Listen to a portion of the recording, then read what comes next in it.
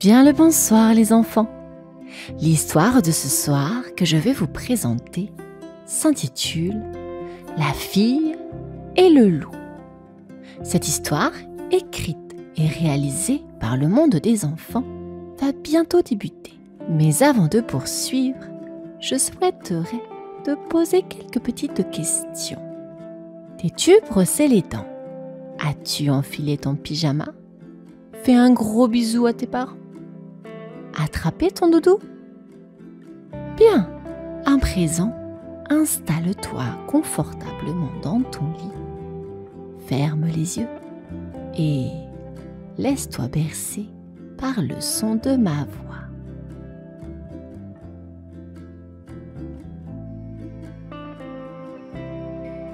Aya, une petite fille au sourire timide et aux yeux pétillants, redoutait une chose plus que tout, le noir. Chaque soir, juste après le baiser de bonne nuit de ses parents, elle attrapait sa lampe de poche rose, glissait sous sa couette et l'allumait. La lumière réchauffait son petit monde, créant un cocon rassurant où rien ne pouvait lui faire peur. Mais dès que la lumière s'éteignait, le noir envahissait la pièce comme une vague silencieuse. Les meubles dansaient dans l'ombre, les rideaux murmuraient des secrets invisibles, et Aya avait l'impression que même les jouets la regardaient. Alors, elle serrait sa lampe de poche encore plus fort, jusqu'à ce que le sommeil la rattrape. Elle avait essayé d'éteindre la lampe, juste une fois, mais l'obscurité lui semblait immense, comme si elle allait l'avaler. C'était trop effrayant. Et puis, il y avait ce silence, un silence si profond qu'il faisait presque du bruit. Aya ne savait pas pourquoi elle avait si peur, mais tout lui semblait plus grand, plus mystérieux quand les lumières étaient éteintes. Elle se demandait si d'autres enfants ressentaient la même chose, mais n'osait pas en parler. Après tout, à son âge, tout le monde disait qu'il fallait être grande et que les grands n'avaient pas peur du noir. Ce soir-là, comme toujours, elle serra sa lampe de poche sous la couette, prête à affronter une autre nuit, sans savoir que quelque chose de différent allait se passer. Dehors, le vent soufflait doucement. Et dans ce souffle, Aya entendit un son étrange, des pleurs. Aya resta immobile, son cœur battant fort sous la couette. Elle éteignit sa lampe de poche pour mieux écouter. Oui, c'était bien des pleurs, doux mais tristes, qui semblaient venir de dehors, juste sous sa fenêtre. Curieuse, elle se glissa hors de son lit et avança à pas de loup jusqu'à la fenêtre. Elle écarta doucement le rideau et regarda dehors. Là, sous l'arbre, à la lueur de la lune, elle aperçut une petite silhouette recroquevillée. Ses oreilles pointues et sa fourrure grise brillaient légèrement sous les étoiles. C'était un loup, un petit loup qui pleurait doucement, tremblant dans la nuit. Aya hésita un instant. Elle savait que les loups pouvaient être effrayants, mais celui-ci semblait plus effrayé qu'effrayant. Finalement, sa curiosité l'emporta. Ouvrant la fenêtre, elle chuchota. « Et pourquoi tu pleures ?» Le loup leva les yeux, surpris, mais ne bougea pas. J'ai peur du noir, répondit-il entre deux sanglots. C'est si grand et je me sens tout petit. Aya sentit son cœur se serrer. Elle comprenait parfaitement cette sensation. Sans hésiter, elle lui tendit la main. « Tu veux venir ? J'ai une lampe de poche. Sous ma couette, il n'y a jamais de noir. Tu verras, on se sent mieux à deux. »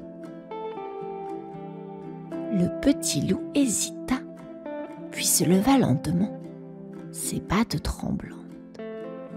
Avec un petit bond, il grimpa par la fenêtre dans la chambre d'Aya. Ils se faufilèrent sous la couette ensemble et Aya alluma sa lampe, projetant un doux halo de lumière autour d'eux.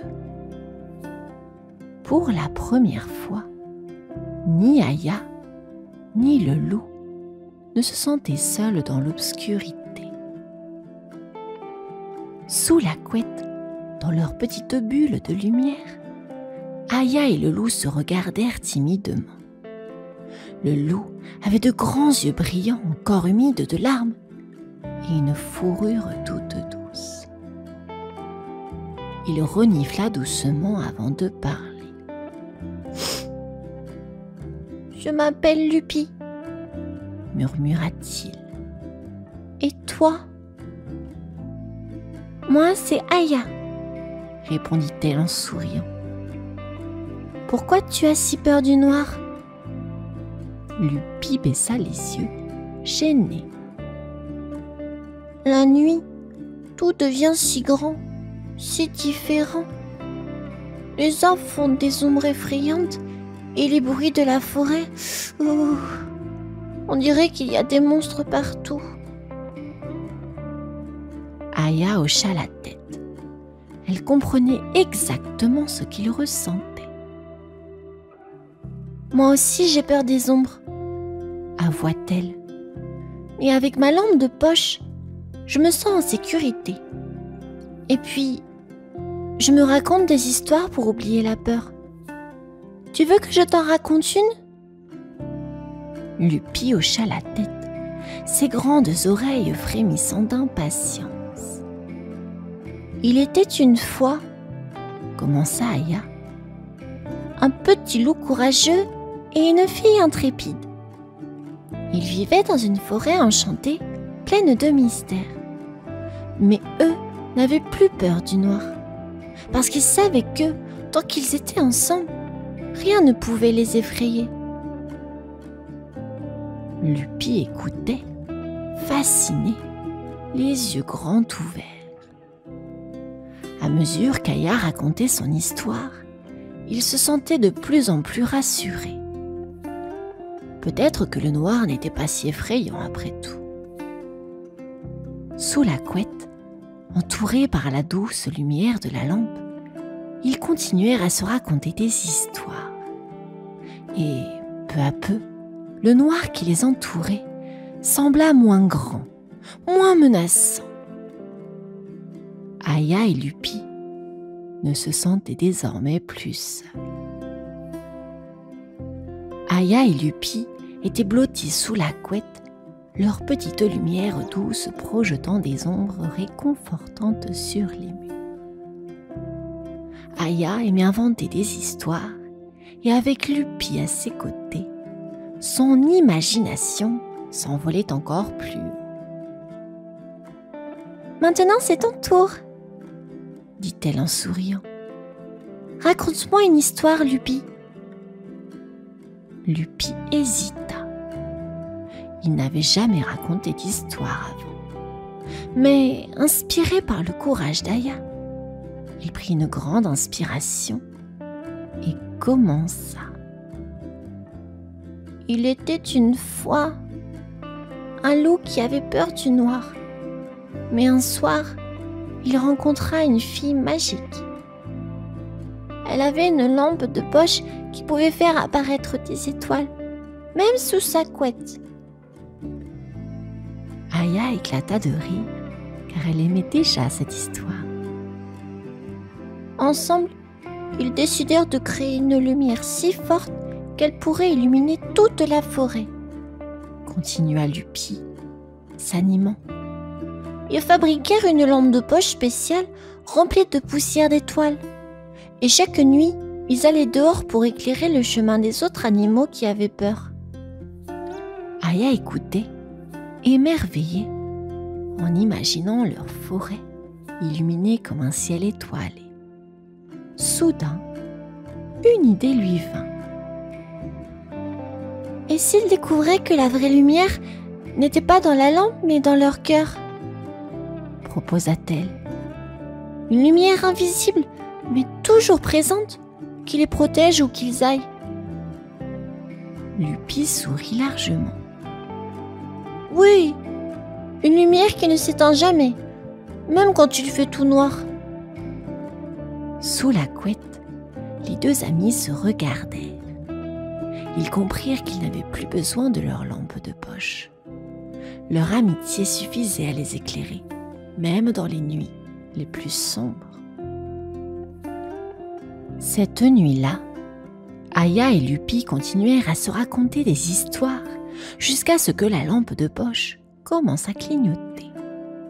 La lumière, si rassurante, vacillait dangereusement.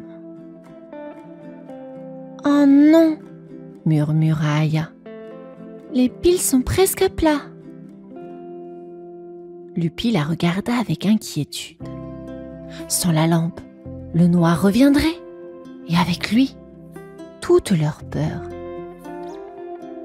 « Oh, qu'est-ce qu'on va faire ?»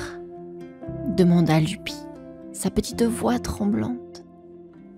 Aya, elle aussi inquiète, se redressa. Mais une idée la frappa soudain. Et si ils n'avaient plus besoin de la lampe de poche? Peut-être que la lumière qui les avait réconfortés était déjà en eux. Elle éteignit doucement la lampe, plongeant la chambre dans une obscurité totale. « Fais-moi confiance, Lupi, » dit-elle en souriant dans le noir. « Ferme les yeux. » Lupi, d'abord hésitant, ferma lentement ses paupières. Ensemble, ils restèrent silencieux, écoutant le calme de la nuit. Et dans ce noir complet, un phénomène surprenant se produisit. Aya et Lupi pouvaient toujours voir des choses, mais pas avec leurs yeux. Dans leur esprit, des étoiles brillaient. Des créatures fantastiques dansaient autour d'eux.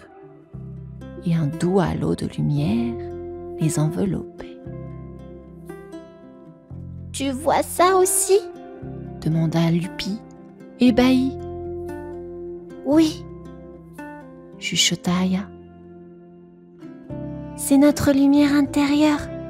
Elle est toujours là, même quand tout est noir. » Ils réalisèrent alors que cette lumière invisible était encore plus forte que celle de la lampe de poche.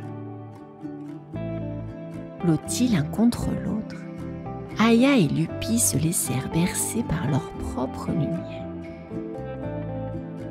Ce n'était plus le noir qui les entourait, mais leur amitié, lumineuse et éternelle. Le lendemain soir, Aya et Lupi se retrouvèrent à nouveau dans la chambre. Mais cette fois, quelque chose avait changé.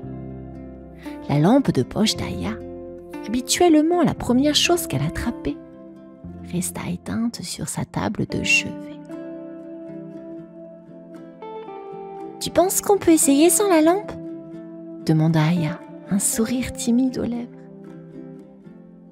Lupi regarda l'obscurité de la pièce. Son cœur battait un peu plus vite, mais il se souvenait de la lumière qu'ils avaient trouvée en eux. Alors, il hocha la tête. « Oui, je crois qu'on est prêt, » répondit-il avec un petit frisson d'excitation. Aya se glissa sous la couette, suivie de près par Lupi. Cette fois-ci, Il n'y avait que la nuit autour d'eux. Pas de lampe, pas de lumière extérieure, juste eux deux dans le noir. « C'est étrange, » murmura Lupi. « Mais je n'ai pas peur, pas du tout. »« Moi non plus, » ajouta Aya en souriant dans l'obscurité. Ils fermèrent les yeux et dans leur esprit, la lumière qu'ils avaient imaginée la veille se mit à briller encore plus fort. Ils se racontèrent des histoires sans même parler. Leurs pensées dansaient entre elles, créant des mondes où ils volaient parmi les étoiles et couraient sous des cieux illuminés. « On n'a plus besoin de la lampe, » chuchota Lupi. « Non, » confirma Aya.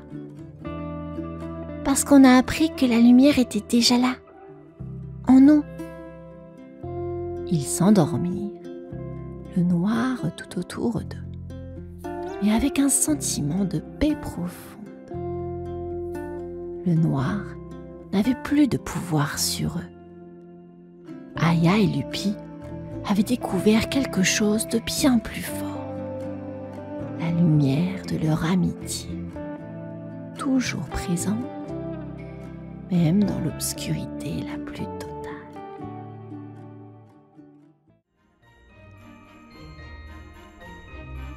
Dans une grande forêt enneigée, il y avait un loup. Il était tout seul, avec son pelage gris comme les nuages d'hiver. Le vent soufflait fort et le loup frissonnait sous les flocons de neige. « Oh, je suis si affamé !» gémissait le loup en regardant autour de lui. « Il n'y a rien à manger ici. » Le loup marchait lentement, laissant des traces de pattes dans la neige. Il espérait trouver quelque chose à manger, mais tout ce qu'il voyait, c'était de la neige et encore de la neige. « Et où sont donc tous les animaux ?» se demandait-il. « Peut-être qu'ils se cachent de moi parce qu'ils ont peur. » Le loup se sentait triste et seul. Il savait que les loups effrayaient souvent les autres, mais lui, il ne voulait faire de mal à personne. Il voulait juste trouver un petit quelque chose à manger. Brrr, il fait si froid, tremblait le loup. J'aimerais avoir un ami et un endroit chaud pour me reposer. Il leva les yeux vers le ciel étoilé et poussa un long soupir. La nuit était calme, mais le ventre du loup gargouillait, brisant le silence de la forêt enneigée. Le loup continuait sa marche sous la lune brillante. Soudain, il vit quelque chose de gros et sombre voler dans le ciel. Ses yeux brillèrent d'espoir. « Oh, regardez ça !» s'exclama le loup. « Peut-être que c'est un grand oiseau. Je pourrais peut-être le manger. » Il commença à suivre l'ombre, sautillant dans la neige, ses oreilles dressées d'excitation. L'ombre volait lentement au-dessus des arbres, puis montait, jusqu'à disparaître derrière un nuage. « Attends-moi, grand oiseau !» criait le loup en courant. « Je ne veux pas te faire de mal, j'ai juste très faim !» Le loup courait de plus en plus vite, ses pattes laissant de grandes empreintes dans la neige. Il suivait l'ombre, espérant qu'elle s'arrêterait bientôt. soudain, l'ombre descendit et se posa sur le toit d'une maison. Le loup s'arrêta et regarda le toit, se demandant comment il pourrait y monter. « Je dois trouver un moyen de monter là-haut, » murmura-t-il. « Je suis si près de mon repas. » Avec beaucoup d'efforts, il commença à grimper sur le toit, glissant un peu, mais ne perdant jamais espoir. « Je vais y arriver !» se motiva-t-il. « Je vais enfin manger !» Le loup, avec beaucoup d'efforts, grimpait sur les toits des maisons, une après l'autre. « J'y suis presque là !» soufflait-il en montant. Mais à chaque fois qu'il arrivait en haut, l'ombre avait disparu. « Oh non, je l'ai encore raté !» se lamentait le loup, regardant le ciel sombre. Il voyait l'ombre s'envoler vers une autre maison. « Je ne vais pas abandonner !» disait le loup. « Je vais te suivre, grand oiseau, où que tu ailles !» Le loup sautait de toit en toit, ses pattes glissant sur les tuiles froides. Il était fatigué, mais il ne voulait pas arrêter. « Oh, je dois manger, je dois tenir bon !» murmurait-il. La lune éclairait son chemin et les étoiles semblaient danser autour de lui. « Regardez comme c'est beau !» pensait-il, même s'il avait très faim et très froid. Il continua à suivre l'ombre, sautant, glissant et se relevant à chaque fois. « Je suis un loup courageux !» se disait-il. « Je ne me laisserai pas battre par la faim !» Et ainsi, le loup poursuivait son voyage dans la nuit froide, avec l'espoir de trouver enfin quelque chose à manger. Le loup, fatigué et grelottant, ne cessait de suivre l'ombre. Il grimpait encore et encore sur les toits, mais chaque fois, l'ombre s'envolait juste avant qu'il puisse l'atteindre. Ah, mes pattes sont si lourdes, gémissait le loup, et j'ai si froid. La neige tombait doucement, couvrant ses traces. Le loup, avec ses yeux brillants de détermination, ne voulait pas abandonner. « Je dois continuer !» se disait-il. « Je suis sûr que je peux le rattraper !» Finalement, après avoir grimpé sur tant de toits, il vit l'ombre se poser tout près. Le loup, avec un dernier effort, sauta sur le toit où l'ombre s'était posée. « Je t'ai enfin attrapé, grand oiseau !» s'écria le loup. Mais quand il regarda de plus près, il se rendit compte que ce n'était pas un oiseau. C'était un gros bonhomme habillé en rouge avec une longue barbe blanche. « Ce n'est pas un oiseau, c'est un homme !» dit le loup, surpris et un peu déçu. « Je ne peux pas manger un homme !» Le loup se sentait triste et découragé. Il s'était trompé et maintenant, il était encore plus affamé et fatigué. « Que vais-je faire maintenant ?» se demanda le loup, regardant le ciel étoilé. « Je suis tellement fatigué et j'ai toujours faim. Le loup regardait le bonhomme en rouge, se sentant triste et perdu. « Oh, je suis si fatigué et affamé, » murmura-t-il. Le bonhomme en rouge, qui n'était autre que le Père Noël, se tourna vers lui avec un sourire chaleureux. « Oh, bonjour petit loup, » dit-il d'une voix douce. « Pourquoi me suis-tu » Le loup baissa la tête. « Je te suivais parce que je pensais que tu étais un grand oiseau. J'ai très faim, » avoua-t-il. Le Père Noël s'accroupit près du loup. « Tu as l'air épuisé et affamé. Veux-tu venir avec moi? Je vais te donner à manger et un endroit où te réchauffer. » Le loup ne pouvait pas croire ce qu'il entendait.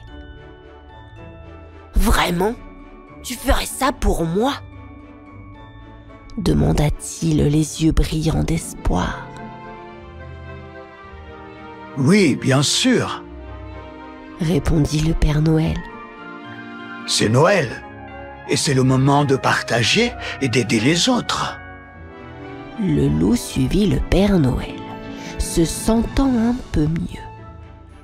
Il était surpris qu'une personne soit si gentille avec lui. « Merci, Père Noël, » dit le loup en souriant timidement. « Tu es le premier ami que j'ai. » Et ensemble, ils partirent vers la maison chaleureuse du Père Noël, où le loup allait enfin manger et se réchauffer. Dans la maison du Père Noël, le loup se sentait enfin au chaud. Il avait un grand bol de soupe chaude devant lui et un coin douillet pour se reposer.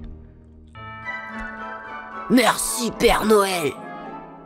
dit le loup avec un grand sourire. « Je n'ai jamais eu un repas aussi bon et un lit aussi chaud !» Le Père Noël lui sourit. « Je suis heureux de t'aider, mon ami. » Noël est un moment pour partager et prendre soin des autres, même des loups affamés. Le loup se sentait tellement mieux. Il mangeait sa soupe et regardait autour de lui. Tout était si coloré et joyeux dans la maison du Père Noël. « Est-ce que je peux rester un peu avec toi ?» demanda timidement le loup. « Je n'ai pas de maison où aller. » Le Père Noël rit doucement. « Bien sûr que tu peux rester. Et tu sais quoi? Tu pourrais m'aider à préparer les cadeaux pour les enfants. » Le loup sautillait de joie. « Oh oui, j'adorerais aider !» Et ainsi, le loup et le Père Noël travaillèrent ensemble. Le loup apprit que la gentillesse et l'amitié étaient les plus beaux cadeaux de Noël. Et chaque année, à Noël, le loup aidait le Père Noël, heureux de savoir qu'il avait enfin trouvé un ami et un foyer.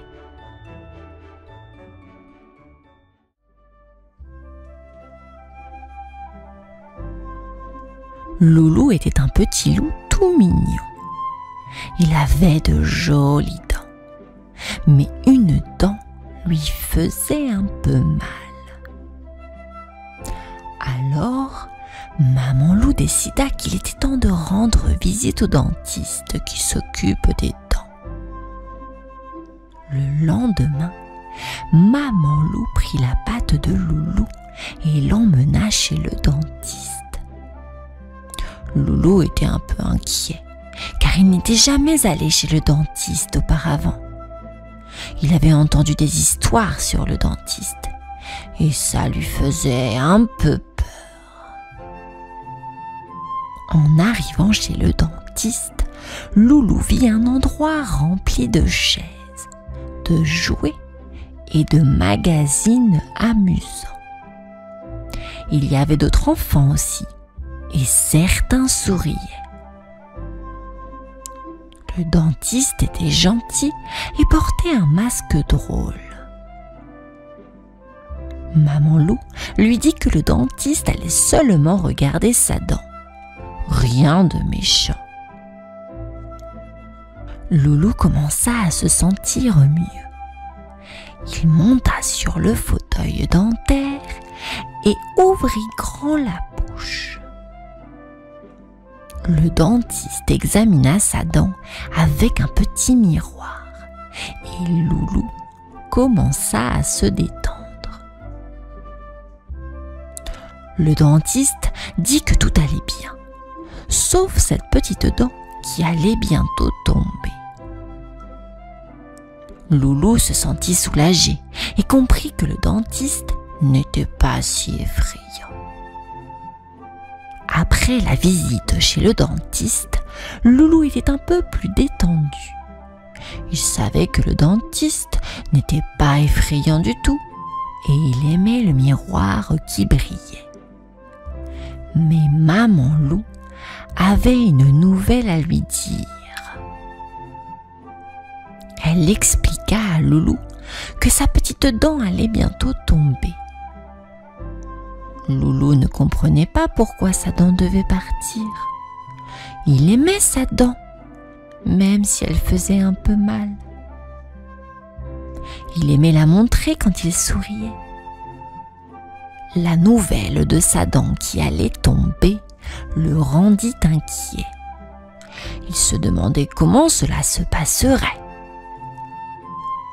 Maman Loup lui dit que le dentiste devrait la retirer.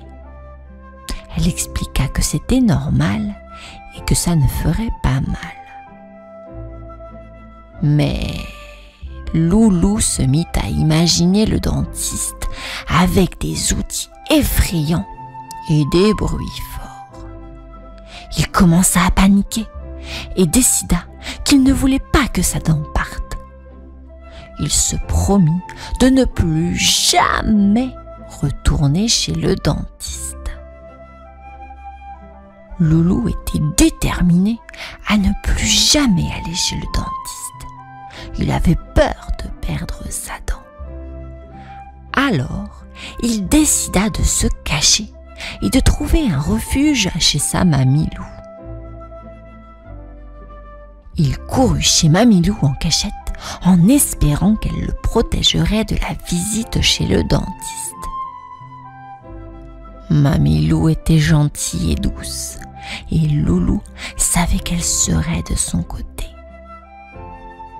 En arrivant chez Mamie Loup, il lui raconta tout sur sa visite chez le dentiste et comment il avait décidé de s'enfuir. Mamie Loup l'écouta attentivement et le consola.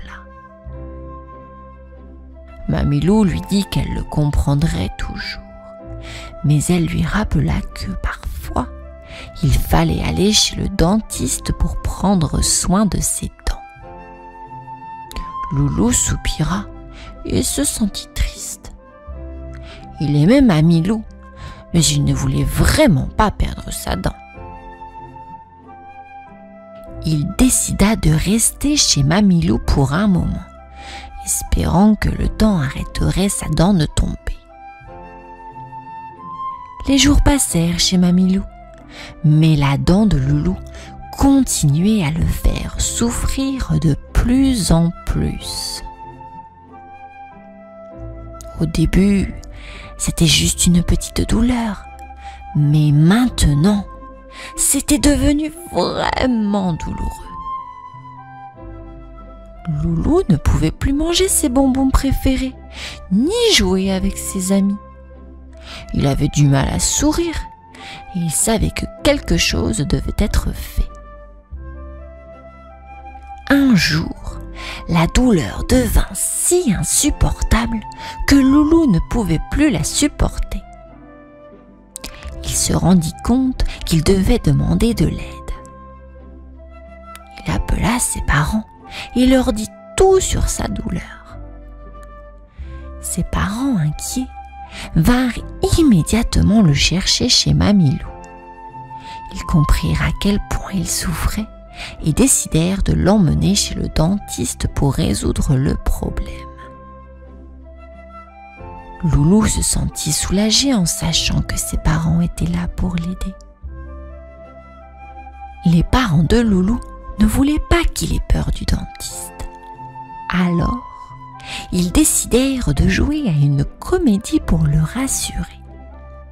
Ils préparèrent une petite pièce de théâtre amusante. Loulou et ses parents arrivèrent chez le dentiste. Le dentiste portait toujours son masque drôle. Les parents de Loulou commencèrent à agir de manière vraiment drôle. Ils firent des grimaces, chantèrent des chansons ridicules et racontèrent des blagues farfelues. Loulou, au lieu d'avoir peur, commença à rire.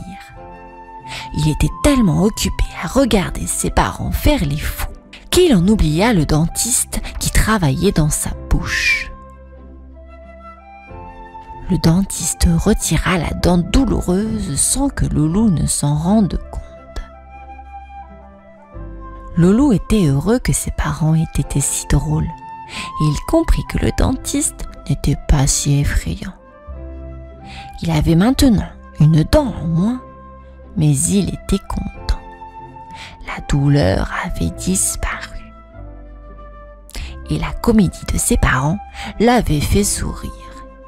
Il se sentait très bien. Après que le dentiste eut retiré la dent de Loulou, les parents de Loulou arrêtèrent de jouer leur comédie. Loulou se tourna vers eux avec un grand sourire. Il venait de se rendre compte que tout s'était bien passé.